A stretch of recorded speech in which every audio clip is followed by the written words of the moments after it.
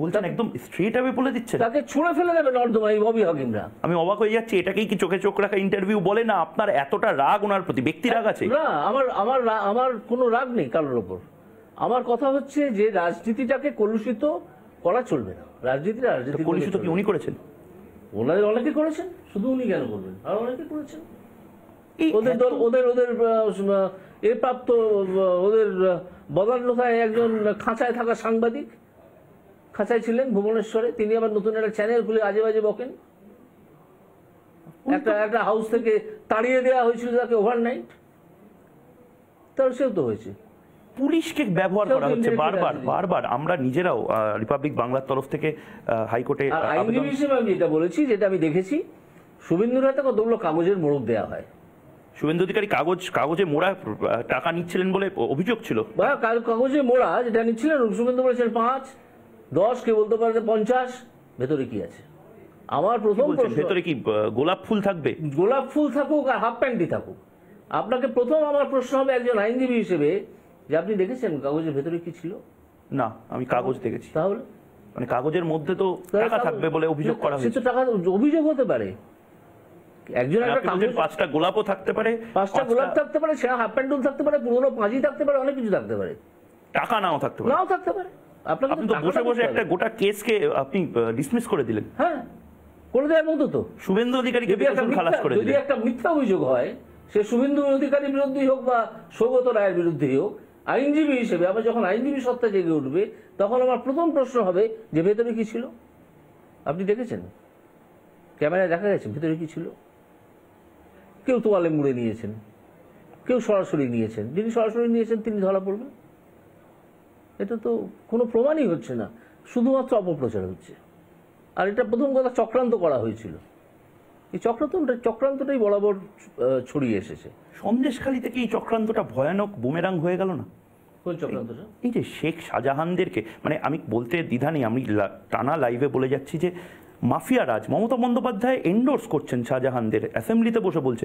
তারপর সেই শাহজাহানকে ঢোক গিলে গ্রেপ্তার করছে আইপিএসরা, তারপরে তাদের বিরুদ্ধে মামলা দিচ্ছে। মানে এদেরকে শাহজাহানের গ্রেপ্তারিতে আমি দেখতে পেয়েছি, আজকে সিবিআই দিল না, আমি বলছি তো সিবিআই দিল পরে। শাহজাহানের গ্রেপ্তারিতে এবং শাহজাহানের বিরুদ্ধে যে ধারায় চার্জগুলো দেওয়া হয়েছে, তার মধ্যে দিয়ে আমি দেখতে পেয়েছি যে পুলিশ বা পুলিশের ঊর্ধ্বতন অফিসাররা তৃণমূলের যে অঙ্গুলি হেলনে চলতো, সেখান থেকে একটু একটু করে বেরিয়ে আসছে। তাদের নিজেদেরও তো উর্দির প্রতি একটা শ্রদ্ধা আছে। প্রধানমন্ত্রীকে নালিশ করে এসেছেন সুকান্ত মজুমদার, শুভেন্দু অধিকারী, যে লিস্ট দিয়ে আইপিএস অফিসাররা যারা দলদাসের মতন কাজ করছে। অনেকে আছেন তো, আবার অনেকে বেরিয়েও আসছেন। আবার কালকে বকাও খেয়েছেন ইলেকশন কমিশনের কাছে আইপিএসরা। ও বকা টকা খেয়েছেন কিনা আমি জানি না, এ সম্বন্ধে আমি কিছু বলছি না। কিন্তু আমার তো ভোট করতে দেবে না স্যার। ভোট করার জায়গা, যদি কেউ কোনো বিজেপি কর্মী, বাম কর্মী ভোট করতে যায়, সে যদি মানে কাউন্টিং সেন্টার বা পোলিং সেন্টারে যদি বসতে না পারে, ভোটটা হবে কি করে? দেখা যাক। এবারে আপনার কাছে কি কোনো প্ল্যান আছে? আমার কাছে অবশ্যই প্ল্যান আছে। সেই প্ল্যান আমি বিজেপির ঊর্ধ্বতন মহলে বলবো। মানে কনফিডেন্স, আপনি বাংলার মানুষকে চোখে চোখে রেখে কনফিডেন্সটা দিতে পারছেন যে নির্ভয়ে ভোট দিতে যান এবার? যদি আমি যে প্ল্যানটা করেছি সেই প্ল্যানের বিন্দুমাত্র 20% কাজে লাগানো হয়, তাহলে এই তৃণমূল আর খুঁজে পাবেন না। তৃণমূল এই টোটকা, হ্যাঁ, এটা একটা সময় আমরা দমদম দাওয়াইয়ের কথা শুনেছিলাম। এটা তো সল্টলেক দাওয়াই, সম্পূর্ণ অহিংস দাওয়াই। অহিংস দাওয়াই, একদম অহিংস দাওয়াই। তৃণমূলকে খুঁজে পাবে। তৃণমূল জানেই না পলিটিক্যাল বিরোধিতার মোকাবিলা কি করে করতে হয়। আপনি বলছেন এবার অ্যাসিড হাতে আপনি বিভিন্ন গর্তে ওই অ্যাসিড এবং পোকামাকড় বের করার কোনো অ্যাসিড নেই। গর্তে গর্তে হরিনাম সংকীর্তন শোনানো হবে, দেখবেন তাতেই ইঁদুর মরে গেছে। হরিনাম সংকীর্তন শোনানো হবে? হ্যাঁ, হরিনাম সংকীর্তন, জয় শ্রীরাম বললেই দেখবেন ইঁদুর মরে গেছে। তা পাল্টা যখন চরম চরম ঢাক বাজাবে বিভিন্ন নতুন নতুন অনুব্রত, শাহজাহানরা, নতুন নতুন অনুব্রতের জন্ম হয়, তবে তো সেই জন্মটাই তো হবে না। আপনি আজকে আমি শুনছিলাম প্রেস কনফারেন্সে বলছেন ঝাঁটা লাঠি হাতে তৃণমূল কর্মীদের বাড়িতে চলে যাবে। এটা তো আমাকে জিজ্ঞেস করা হয়েছিল, প্রশ্নটা ছিল যে এই আসন্ন নারী দিবসে আপনার কি বার্তা থাকবে? হ্যাঁ, নারী দিবসে গোলাপ ফুলের জায়গায় ঝাঁটা হাতে মহিলারা তৃণমূল কর্মীদের বাড়ির সামনে যাবে? তৃণমূল কর্মীদের বাড়ির সামনে যাবে না। তাহলে যে তৃণমূল কর্মীরা বা যে মানুষেরা, সন্দেশখালীর মতো ঘটনা বিভিন্ন জায়গায় তো ঘটছে, এ খবর আমাদের কাছে আসছে, আপনাদের কাছেও নিশ্চয়ই আসছে। শুধু সন্দেশখালী একটা বিচ্ছিন্ন জায়গা নয়, সেই মহিলাদের কাছে আমার বার্তা হচ্ছে যে আপনারা ঝ্যাঁটা এবং লাঠিও নিয়ে যে মানুষগুলো এই কাজ করে তাদের বাড়ির সামনে গিয়ে বিক্ষোভ দেখান। সে তৃণমূল না হয় যদি অন্য আপনি অভিষেক বন্দ্যোপাধ্যায়ের মতনই বলছেন। অভিষেক বন্দ্যোপাধ্যায় ঠিক এটাই বলেছিলেন এবং এই কেসটা আদালতে গেছিল। শুভেন্দু অধিকারী, কে অভিষেক বন্দ্যোপাধ্যায়? তৃণমূল নেতারা বলেছিলেন, মাফ করবো, তৃণমূল নেতারা বলেছিলেন। আপনি মানে স্পিকটি নট, অভিষেক বন্দ্যোপাধ্যায়ের নামটা আপনি নেবেন না কোথাও। এটা কে সে? তার মানে আর পরে সাংসদের নাম দেবেন না। একটা কোম্পানি যার সিইও তিনি। এরকম অনেক কোম্পানিতে দালোয়ান চাকর সব সিইও হয়ে থাকে, ডিরেক্টর হয়ে বসে থাকে। এরকম অনেক কোম্পানি, ফেক কোম্পানি, জাল কোম্পানি আছে, আমাদেরকে মেনে নিতে হবে নাকি? আমি আমার এতেই তো সেদিন ধরা পড়েছে। আমি বসেছিলাম ইজলাসে, আমি তাদেরকে জিজ্ঞেস করলাম যে ভাই তোমাদের এই কোম্পানিটা প্রাইভেট কোম্পানি না পাবলিক কোম্পানি? তারা জানে না। তারপর বললো আমরা তো চটকলের সুপারভাইজার, আমাদেরকে 10,000 টাকা বেশি মাইনে দেবে বলেছে, দিয়ে ডিরেক্টর করে দিয়েছে। আমি তখন ইডি এবং এসএফআইও দুজনকেই তদন্তে লাগিয়েছি। এই জায়গাগুলোতে এবার মিস করে যাবেন, এবার আর তদন্তে কি করে লাগাবেন? কে মিস? আমি করবো না তো, অন্য জাজেরা তো আছেন, তারা করবেন। মানে হাকিম বদল হলেও হুকুম বদল হবে? কখনো হবে না, হওয়ার কথাই না, হওয়ার কথাই না। কেন হবে?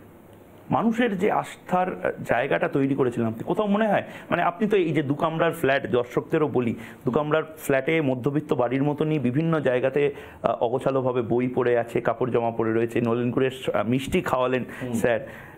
এটাতে তো দিব্যি 5 মাস পরে অবসর যাপন আপনি টিভিতে রিপাবলিক বাংলা দেখে, অন্য চ্যানেল দেখে, সিনেমা হলে গিয়ে বই লিখে কাটিয়ে দিতে পারতেন।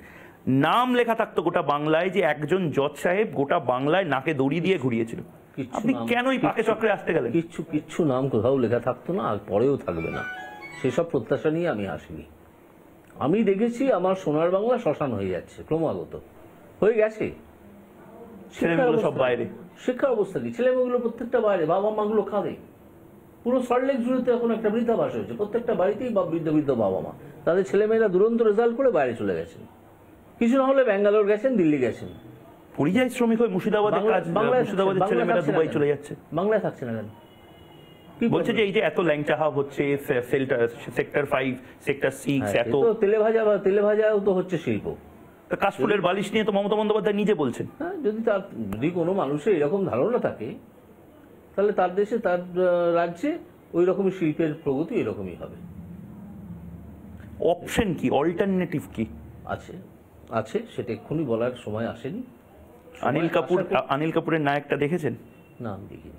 দেখুন, আপনি তো সিনেমা ভালোবাসেন, গান, সিনেমা ভালোবাসি। সেখানে একদিনের মুখ্যমন্ত্রী হয়ে একজন অভিনেতা অনিল কাপুর সেই চরিত্রে গোটা বাংলা নয় গোটা মহারাষ্ট্রকে পরিবর্তন করেছিল।